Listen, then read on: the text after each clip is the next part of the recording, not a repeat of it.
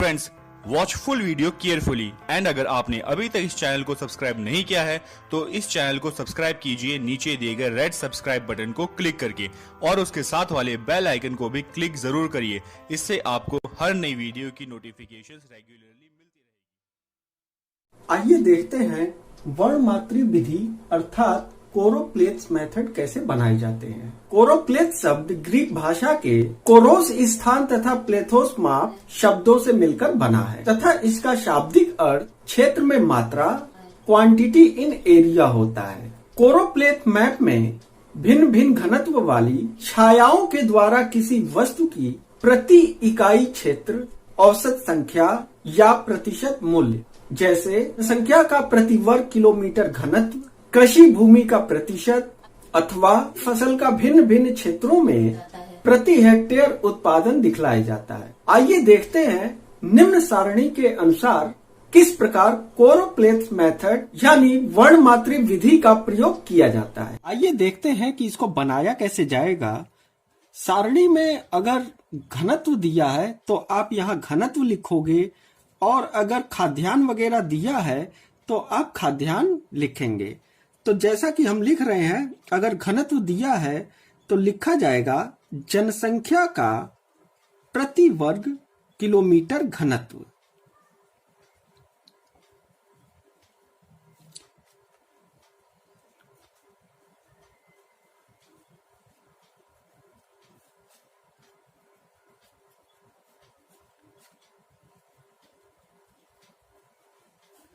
तो इस प्रकार ये चीज लिख लेना है और उसके बाद जैसा कि सारणी में दिया है हम उसी के अनुसार अपनी डिटेल को पूरा करेंगे।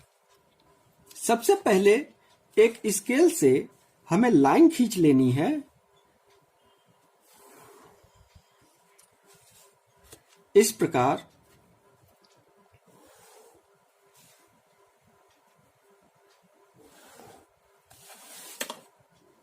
तो यहां पर लिखना है प्रदेश, जो भी प्रदेश थे उसमें जो जनसंख्या दी थी वो यहां पर लिखना है। दूसरी तरफ लिखेंगे जनसंख्या, जो कि है जनसंख्या घनत्व। अब प्रदेश जैसा दिया हुआ था उसमें हम ये देखेंगे कि सबसे बड़ा, सबसे ज्यादा उसमें जनसंख्या घनत्व किसका है। तो वहां से हम शुरू करेंगे अवरोही क्रम में, यानी कि सबसे बड़ा, उसके बाद उससे छोटा और फिर उससे छोटा। तो इस प्रकार हम बनाते जाएंगे और उनको पूरा इस पर डिटेल हम लिख लेंगे। तो जैसा कि हम देख पा रहे हैं सारणी के अनुसार सबसे ज्यादा घनत्व जो है वो है दिल्ली का, और दिल्ली का जो घनत्व है वो यहां पर लिखेंगे, जो है 4178 जनसंख्या। इसके बाद है चंडीगढ़, तो चंडीगढ़ को इधर लिखेंगे प्रदेश में और इसका जनसंख्या घनत्व है 3948। तो इसी प्रकार हम घनत्व इधर लिखते जाएंगे और इधर प्रदेश लिख लेंगे तो हमें निम्न प्रकार एक सारणी तैयार हो जाएगी।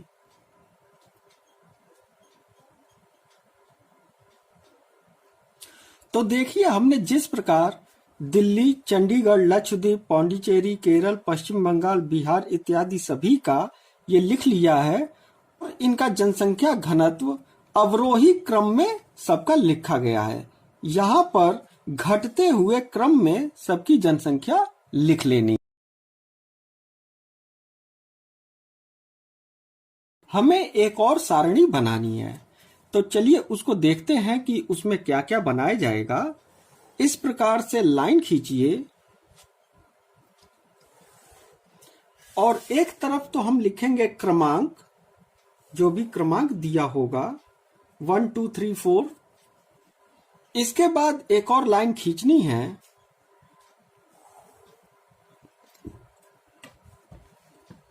तो यहां पर हम क्रमांक लिख देते हैं। यहां लिखा जाएगा प्रति वर्ग किलोमीटर घनत्व।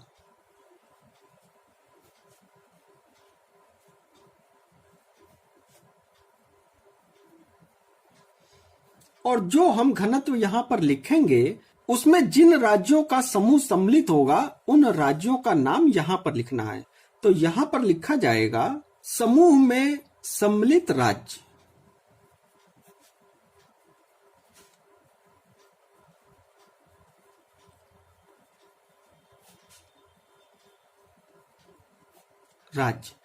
तो यहाँ पर जो राज्य जिस प्रति वर्ग किलोमीटर घनत्व में आते होंगे उन सभी राज्यों के नाम यहाँ पर लिखे जाएंगे।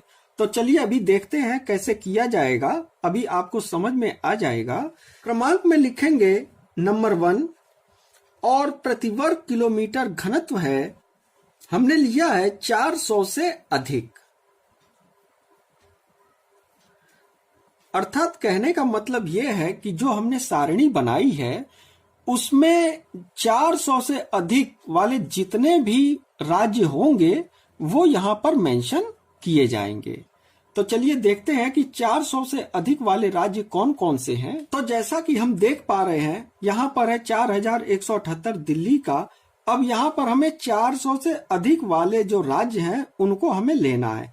तो जैसे यहाँ पर हम देख रहे हैं 377 दिया है और यहाँ पर 402 शुरू हो गया है। तो इसका मतलब ये हुआ कि यहाँ से लेकर यहाँ तक ये पूरे ही 400 से ऊपर वाला जनसंख्या घनत्व है। तो हमें क्या करना है, 400 से अधिक में जो भी राज्य आ रहे थे उन सभी राज्यों को लिख लेना। जैसे दिल्ली, चंडीगढ़, लक्षद्वीप, पौंडीचेरी,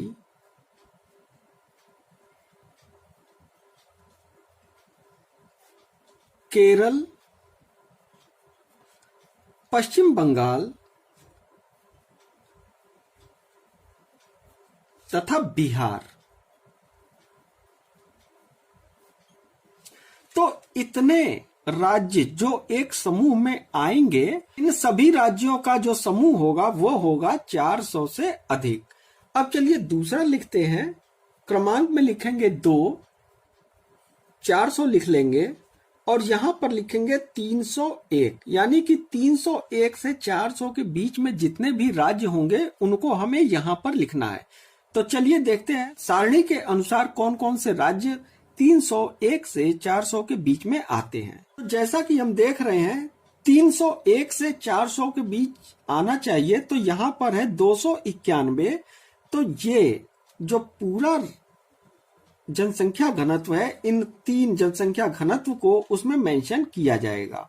ये 331 है, यहाँ पर 291 है जो कि 301 से कम है। के ऊपर के जनसंख्या घनत्व वाले प्रदेशों को लिख लिया जाएगा। इसमें आते हैं उत्तर प्रदेश, तमिलनाडु और पंजाब। तो यहां लिखा जाएगा उत्तर प्रदेश, तमिलनाडु,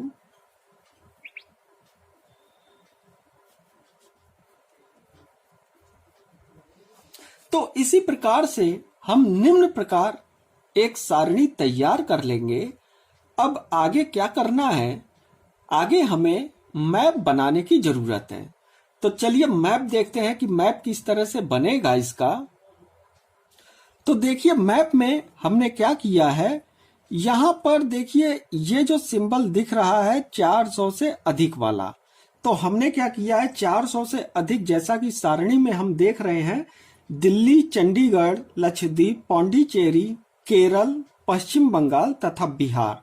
तो इसी प्रकार दिल्ली, चंडीगढ़ ये भर दिया गया है, दिल्ली और चंडीगढ़ का, लक्षद्वीप, पौंडीचेरी, केरल में भर दिया गया है, पश्चिम बंगाल में भर दिया गया है और बिहार भी इसी में इंक्लूड कर दिया गया है। तो इस प्रकार ये 400 से अधिक वाले जो राज्यों का समूह है उसको हमने इसमें मेंशन कर दिया है। अब इसी प्रकार जो दूसरा सिंबल दिया गया है 301 से 400 के बीच में, जैसा कि देखिए उत्तर प्रदेश, तमिलनाडु तथा पंजाब का है। तो उत्तर प्रदेश में हमने ये सिंबल दे दिया है उत्तर प्रदेश और तमिलनाडु और पंजाब में।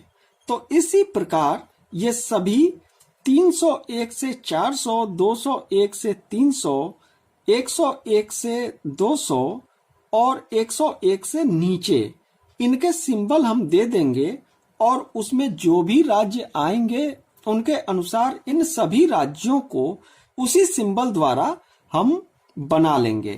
तो ये जो बन जाता है इसी को कहा जाता है वर्ण मात्री विधि अर्थात कोरोप्लेट्स मेथड।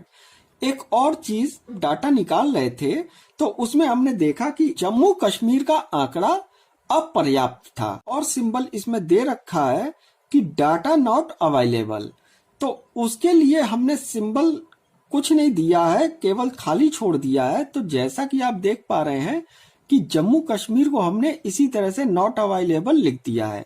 बाकी मैप पूरा बनकर इसी प्रकार से तैयार किया जाएगा।